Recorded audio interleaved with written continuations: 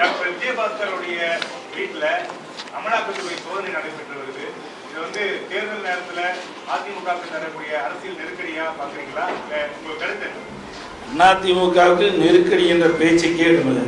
பொன்மனச்செம்மல் புரட்சி தலைவர் எம்ஜிஆர் இந்த இயக்கத்தை தோற்றுவிக்கும் போது எவ்வளவு பிரச்சனை சந்தித்தார் என்று உங்களுக்கு தெரியும்.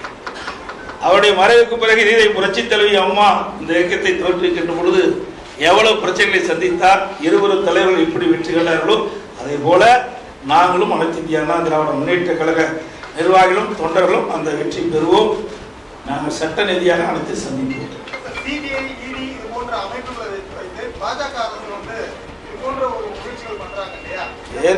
ஏற்கனவே மாநில அரசு லஞ்ச ஒழிப்புத்துறை மூலமாக வழக்கு பேசினாங்க. மத்திய அரசு வருமான வரித்துறை மூலமாக ரெய்ட் பண்ணாங்க. இப்போ ஈடி பண்ணிருக்காங்க. எல்லாம் சட்ட நீதியாக நாங்கள் சந்திப்போம்.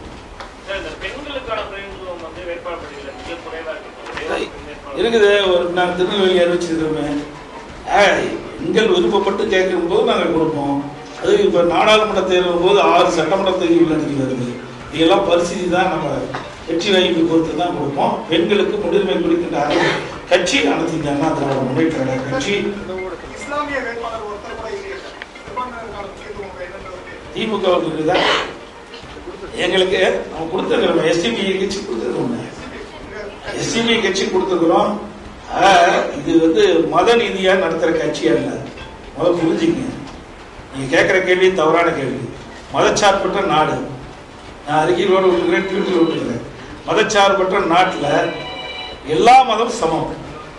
ஆகவே ஜாதிக்கு மதத்துக்கு அப்பாற்பட்ட கட்சி. இந்த ஜாதியாக நிற்கணும் அந்த ஜாதியாக நிற்கணும் இல்லை. எங்களுடைய ஆட்சி மன்ற குழு யாரை தேர்ந்தெடுத்தோ அதுதான் நாங்கள் அறிவிச்சிருக்கிறோம். வெற்றி வாய்ப்பை பொறுத்து தான் நாங்கள் அறிவிப்பை வெளியிட்டிருக்கிறோம்.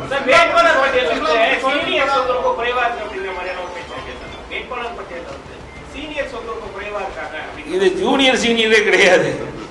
நான் ஒரு கிளை செயலாளர் வந்து எனக்கு வாய்ப்பு கொடுத்தாங்கல்ல. அப்போ எப்படி நான் இன்னைக்கு வந்து பொதுச் செயலாளராகி முதலமைச்சராக இருக்கேன்ல. இங்கே பொறுத்த வரைக்கும் தலைமைக்கு விசுவாசமாக இருக்கணும், உழைப்பு கொடுக்க வேணும், தேர்ந்தெடுக்கப்பட்ட மக்களுக்கு நன்மை செய்ய வேணும். அந்த அடிப்படையில் தான் எங்களுடைய தலைமை கழக நிர்வாகிகள் ஆட்சி மன்ற குழு உறுப்பினர்கள் பரிசீலித்து அதை தேர்ந்தெடுத்து அறிவிக்கிறார்கள். அனைத்து தரப்பிற்கும் பிரதிநிதித்துவம் கிடைக்கின்ற விதத்தில் தான் எங்களுடைய வேட்பாளர் பட்டியல் அறிவிக்கப்பட்டிருக்கிறது. கட்சியுடைய நிர்வாகிகள், தொண்டர்கள், படித்த இளைஞர்கள் அனைவரையும் உள்ளடங்கி ஒரு வேட்பாளர் பட்டியலை தான் நாங்கள் அறிவிச்சிருக்கிறோம்.